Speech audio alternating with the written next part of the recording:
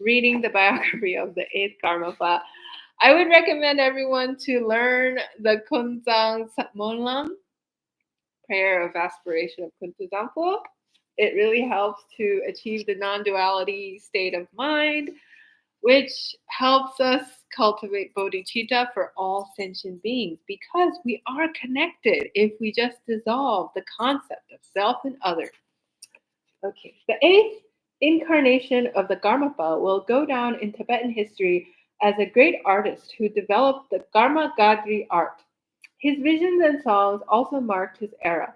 His numerous literary works, in particularly those on philosophy, are still major works for the lineage. And if you search, you will find some commentaries by contemporary lamas on the 8th Karmapa's philosophical works on YouTube. He is also known for having introduced the Karmapa Keno mantra, Karmapa, give me your attention.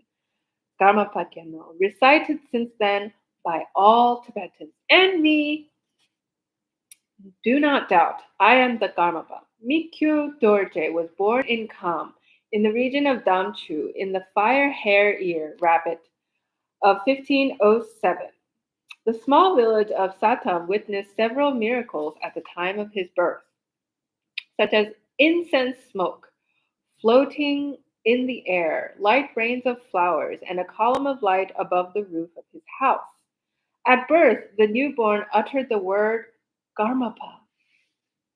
The third Thai Situpa was immediately informed of these events and requested the parents to present the child to him.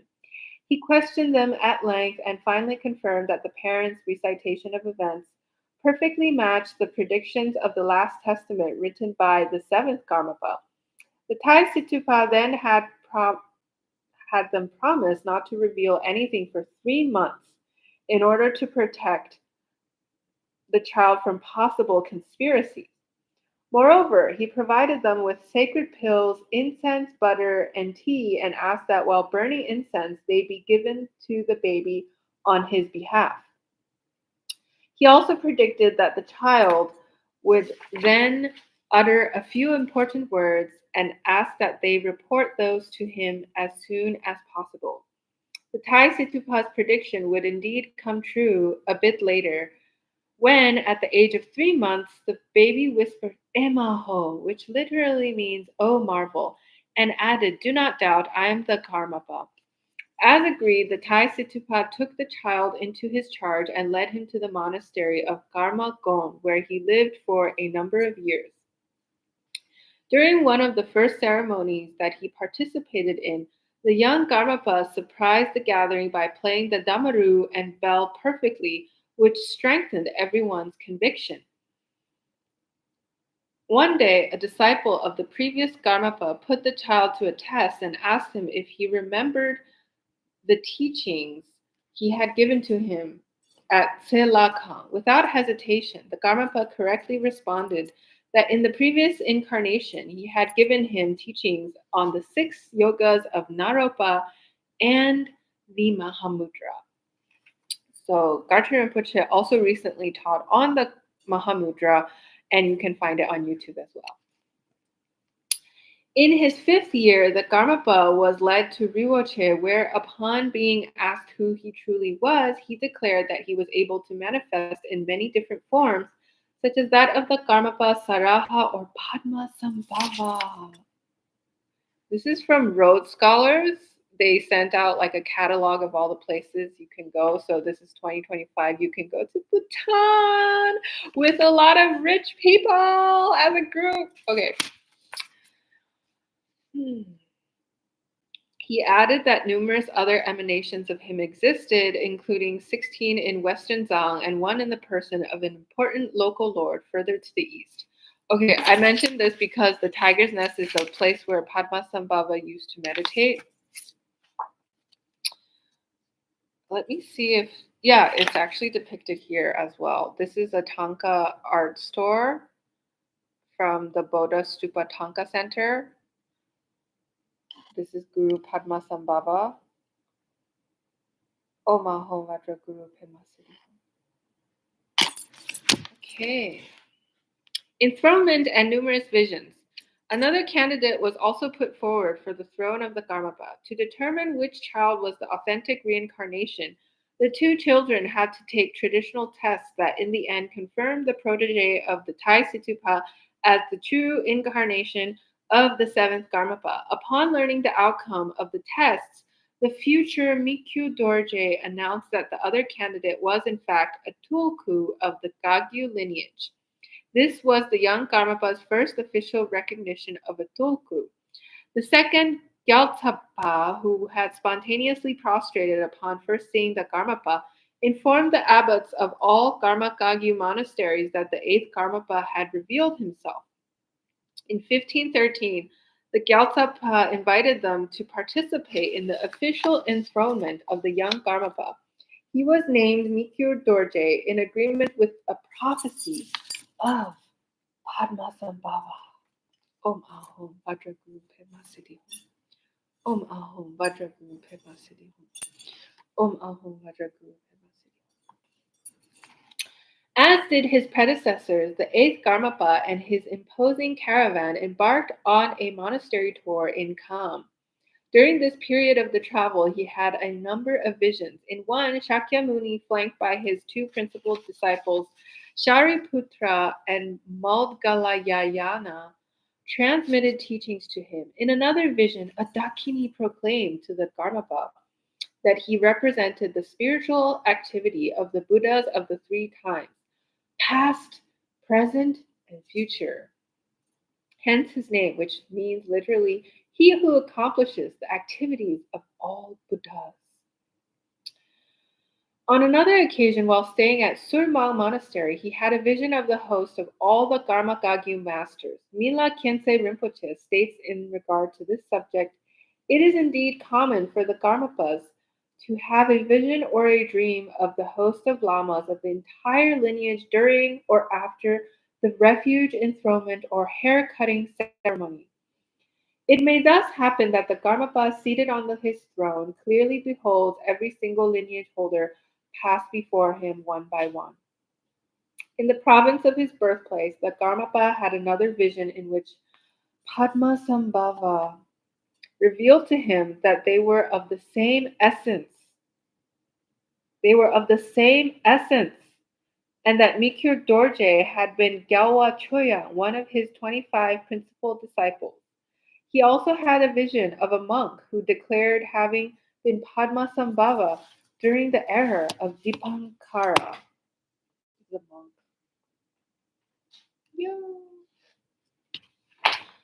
The Buddha preceding Shakyamuni. Meditating at length on this vision, the Karmapa realized the Dharma's timeless reality represented by the activity of Padmasambhava, who dwells with the 1,000 successive Buddhas of this era.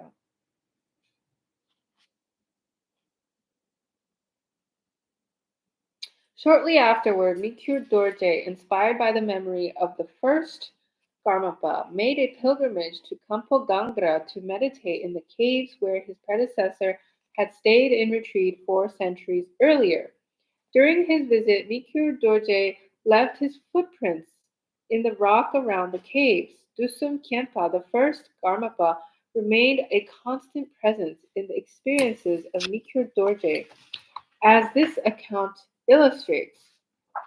When I was 32 years old, on the night of the new moon of the 7th month, I had a dream in which I saw the earth and sky swirling together with colors flashing forth, bright red, bright green, pure blue, and bright white.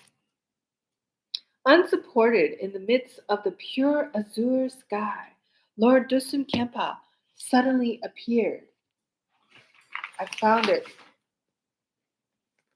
Lord Dusum Khenpa.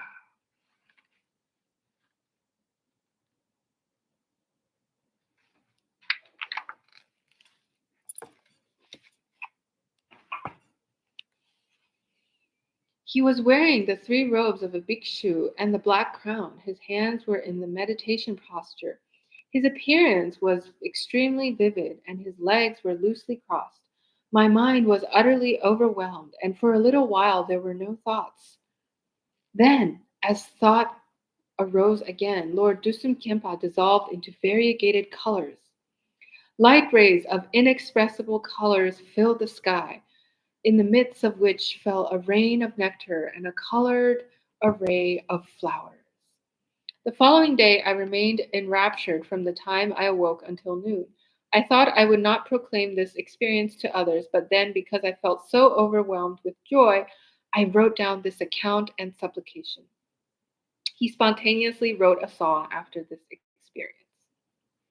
With the king of Zhang. In 1516, the king of Zhang, Satham, received the Karmapa with great ceremony. This occurred at the southeastern point of Tibet, which today would be northern Yunnan. The monarch met his precious guest at the border with an escort of thousands of soldiers, and it is said that he prostrated before the child, then 9 years old, and that his elephants did likewise before raising their trunks to a sky that resounded with vibrant claps of thunder, a sign of good fortune. Before meeting the eighth Karmapa, the king was known to harbor doubts regarding Buddhism, but very soon he became one of its principal proponents in this region. He demanded henceforth that the principle of nonviolence that Mikyo Dorje constantly emphasized in his public teachings be strictly followed. Before departing, the Karmapa announced that he would return 7 years later. The time spent with the king of Jangsanam was, and the ties formed at that time would prove to be of great importance. A century later, when the Mongol hordes invaded central Tibet and attacked the Garmakagyu monasteries. At that time, the 10th Karmapa took refuge at Jasanatam for a number of years. Jangsa-tam for a number of years. So currently it's northern Yunnan. I hope they weren't affected either in this earthquake, but yeah, it's geographically pretty close.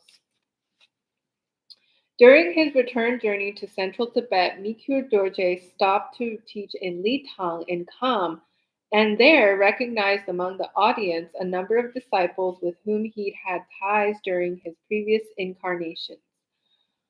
All throughout their lives, great masters established specific ties, tendril in Tibetan, with sentient beings through sight, speech, and touch. Such links can be reactivated in future lives since they leave imprints in the minds of beings. When this happens, favorable conditions are created that allow beings to be introduced to the nature of the mind and to be liberated from the conditioned cycle of existence.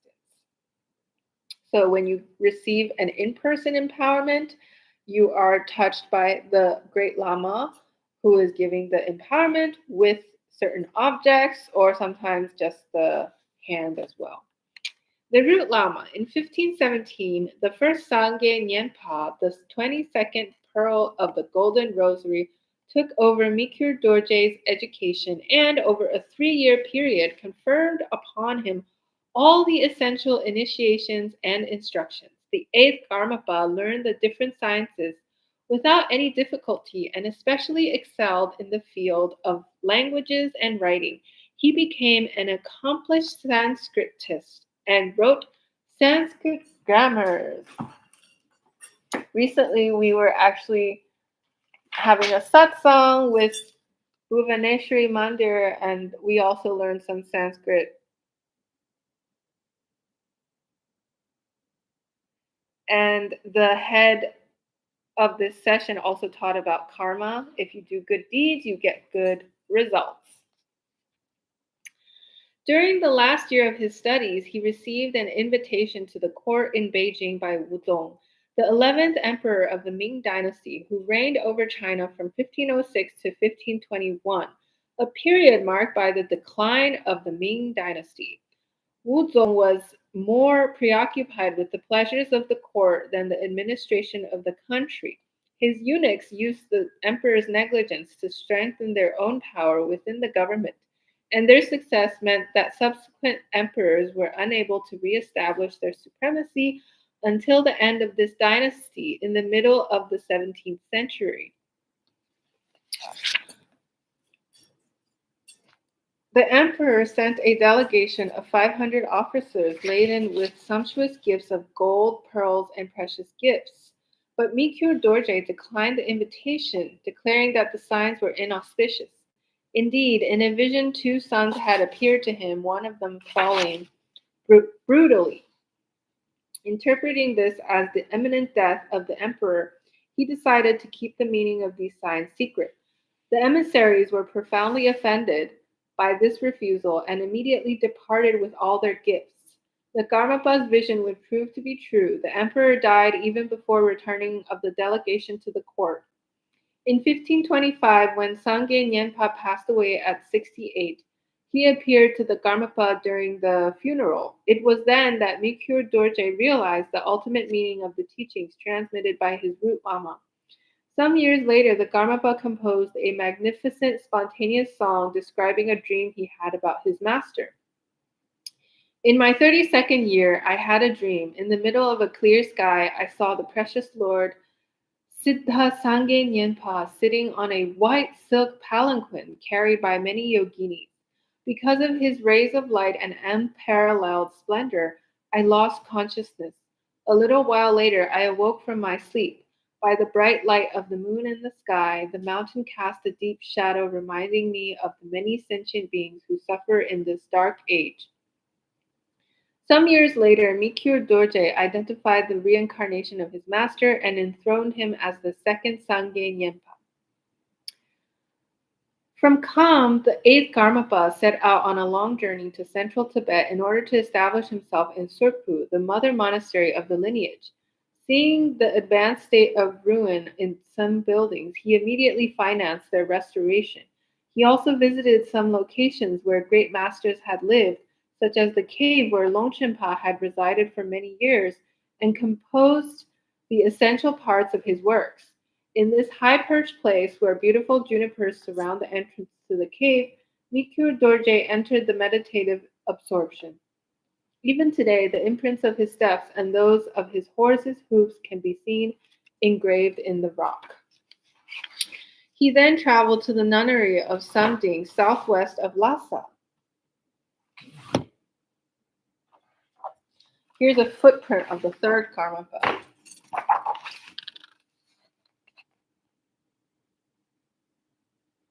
As represented in like a stylistic way. I think this is the Newari style, which is mixed with Tibetan as well, because there was a lot of intellectual and artistic exchange, and this is Vajradhara.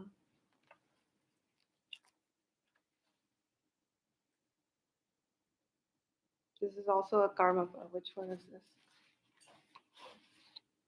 This is the seventh. So this is the previous Karmapa. And then he reincarnated as Mikyo Dorje.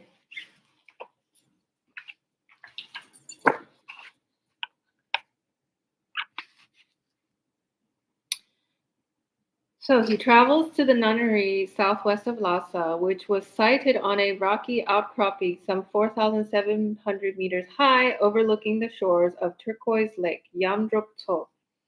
There he met the abbess Samding Dorje Pagmo Rinpoche, who offered him a monastery.